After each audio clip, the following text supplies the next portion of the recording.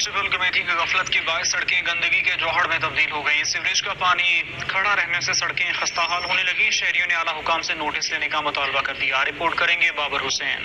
JLM का दूसरा बड़ा रोड रोहतास रोड करोड़ों रुपए की लागत से पीटीआई के दौरे हुकूमत में बनाया गया। इस रोड पर अगर 1 घंटा बारिश होती है तो कई दिन बारिश का और सीवरेज का गंदा पानी रोड पर खड़ा रहता है, जिसकी वजह से रोड जगह जगह से दोबारा टूट फूट का शिकार हो रहा है। हमारे यहाँ से पैदल गुजरने वालों के लिए रास्ता बिल्कुल भी नहीं है। हमारे इस रोड पे जो है वो स्कूल्स भी हैं, मदारिस भी हैं, औरतें पैदल आती जाती हैं, बाहर बच्चे आते हैं। यहाँ पर बिल्कुल भी पैदल गुजरने का रास्ता नहीं है। नाला बिल्कुल बंद हो चुके हैं नाले, और जितना भी सीवरेज का पानी है सारा रोड पर आ चुका है। सीवरेज के गंदे पानी की वजह से और रोड के टूटने की वजह से कई दफा हादसा भी हो चुके हैं, मगर जिला इंतजामिया और हकाम बालद टस से मस नहीं हो रहे। जरूरत इस अमर की है कि करोड़ों रुपए की लागत से बने इस रोड को बचाने के लिए ठोस अमली इकदाम किए जाएं।